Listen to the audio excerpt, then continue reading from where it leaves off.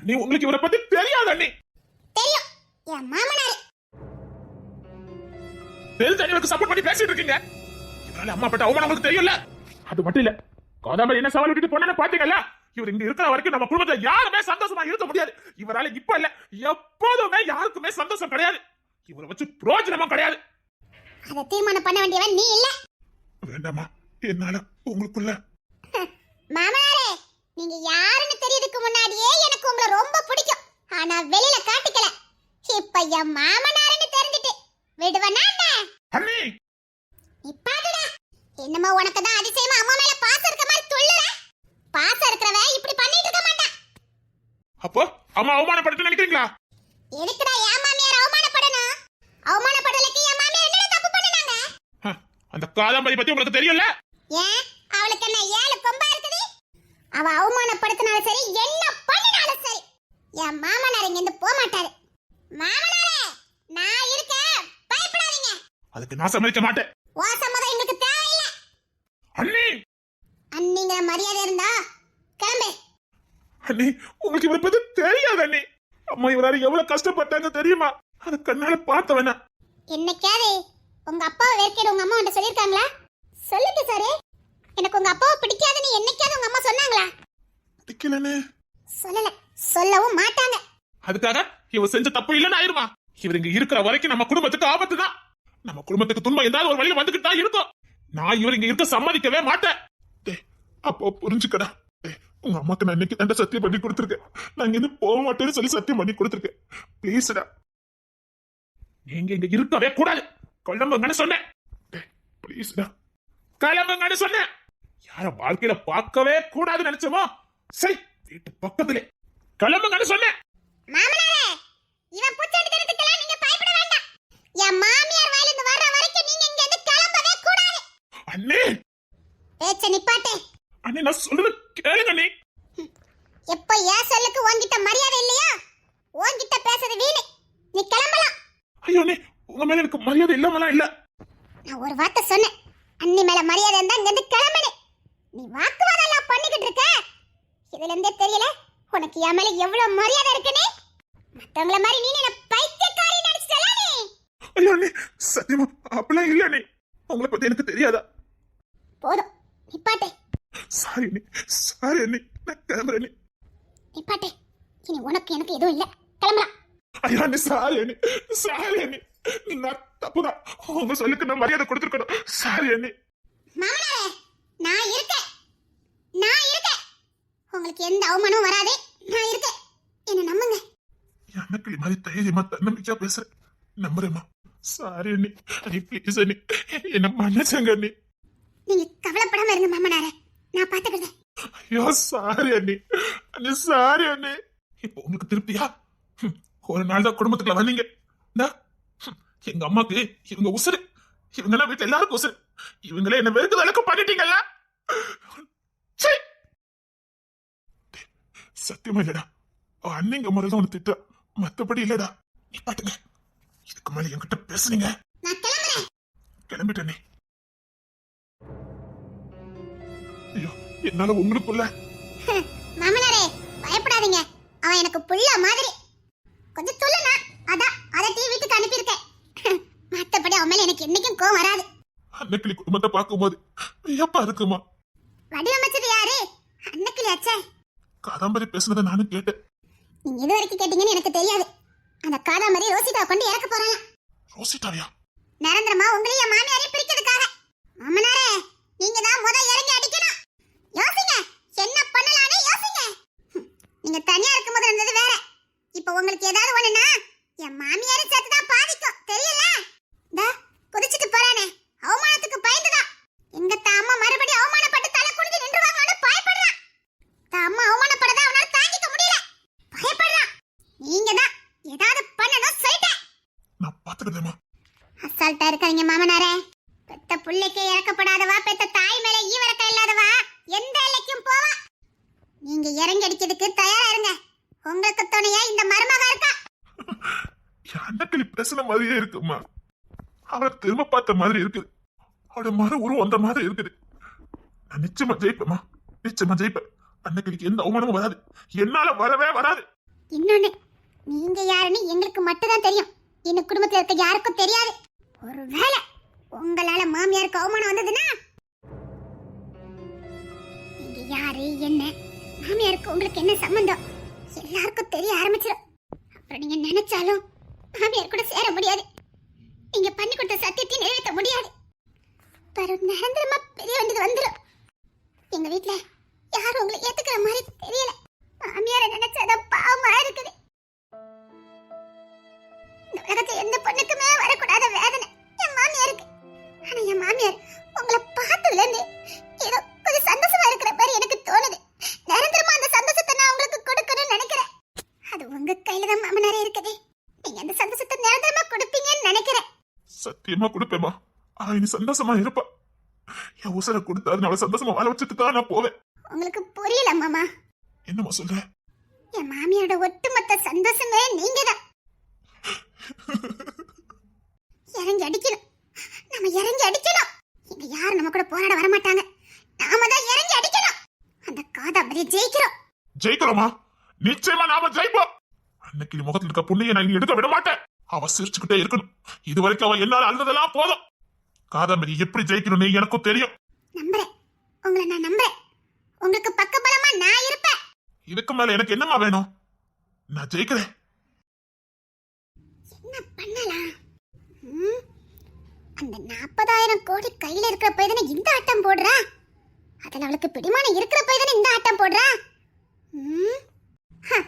அவளை ஒண்ணு இல்லாதவள ஆக்கிட்டா அவ திமிரு ஆணவம் எல்லாம் அடங்கிரல.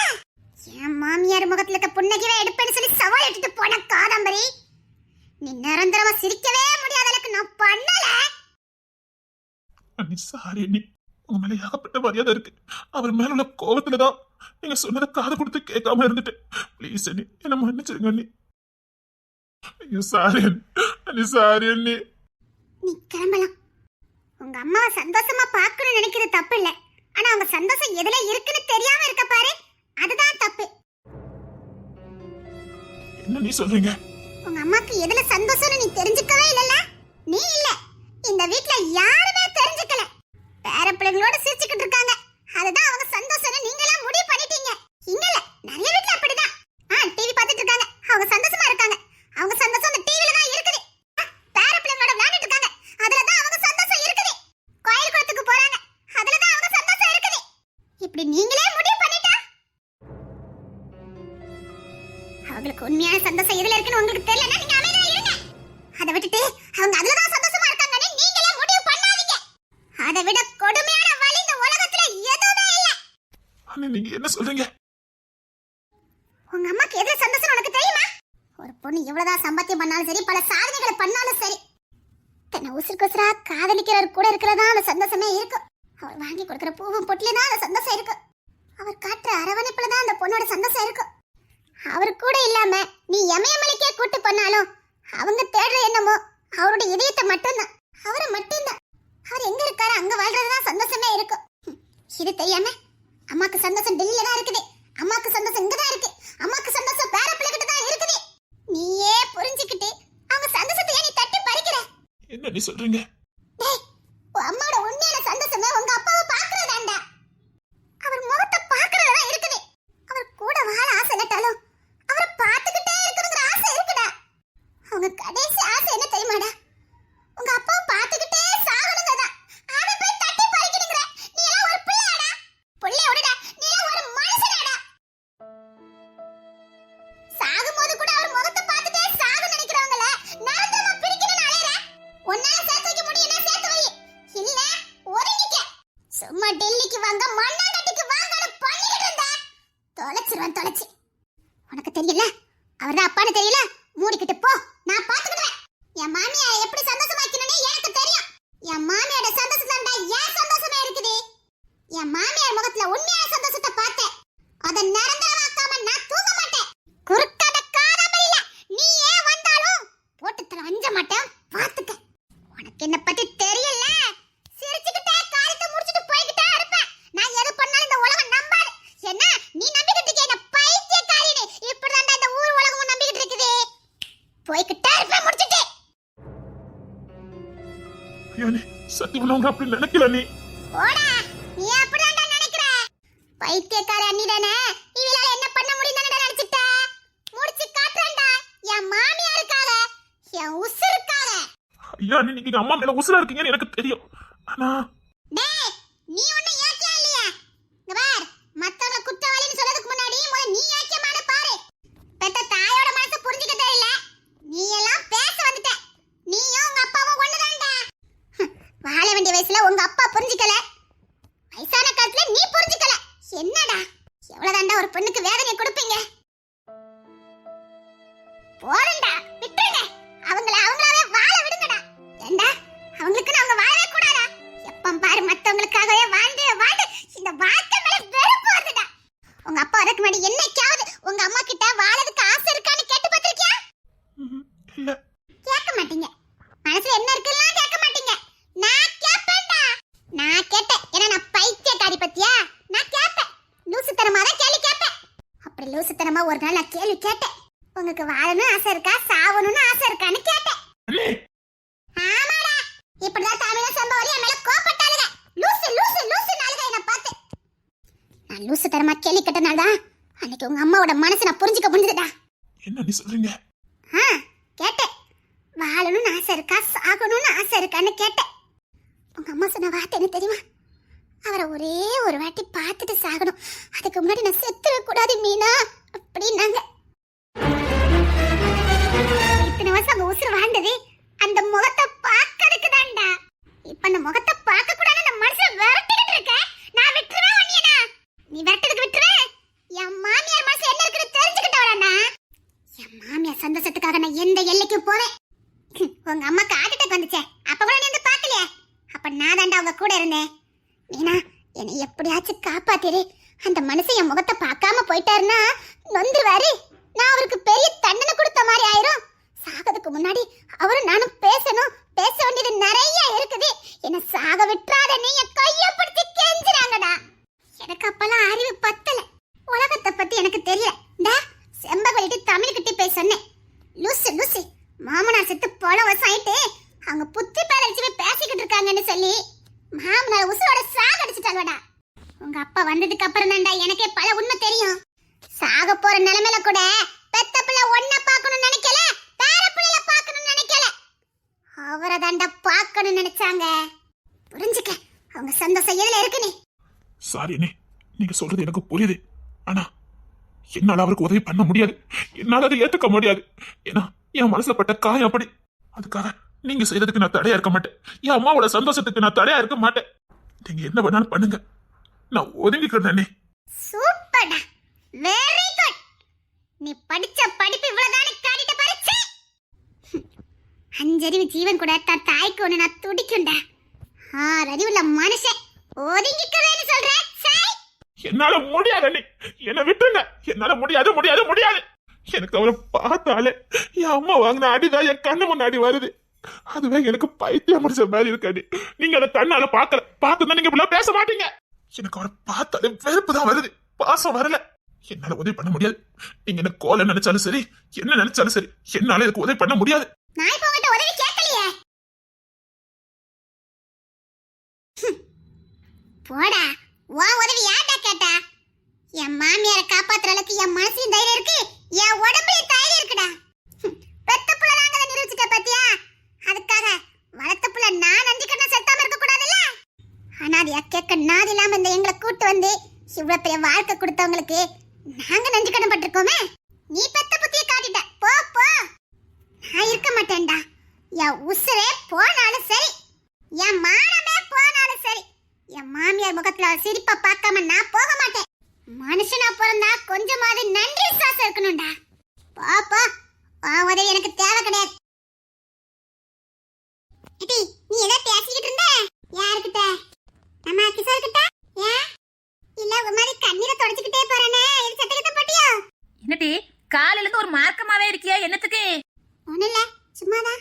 என்னமோ வேலை பார்க்கறேன். என்னன்னு தெரிய மாட்டேங்குது. எங்களை கூட்டி சேர்த்துக்கட்டி. உங்களை தானே சேர்த்துக்கிடணும். அப்ப நீ என்னமோ பண்ண போற அப்படிதானே? இல்லையா? கடக்கா ஒரு லூசு. வா தமிழே, வா, வேலை கிடக்கு போலாம். நீ ஆபீஸ்க்கு வரலையா?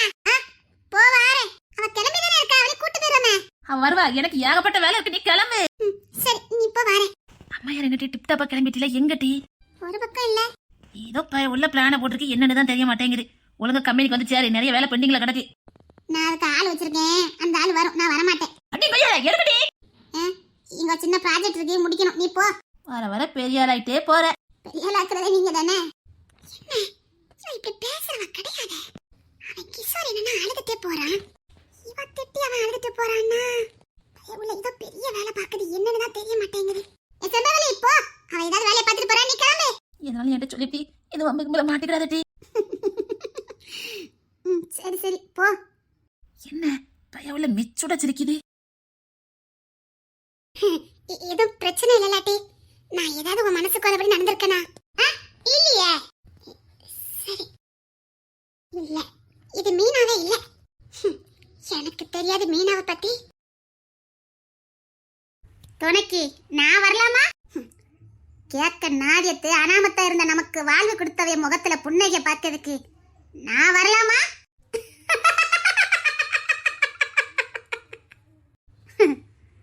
நான் வரேன், என்ன பண்ணணும் மட்டும் சொல்லு.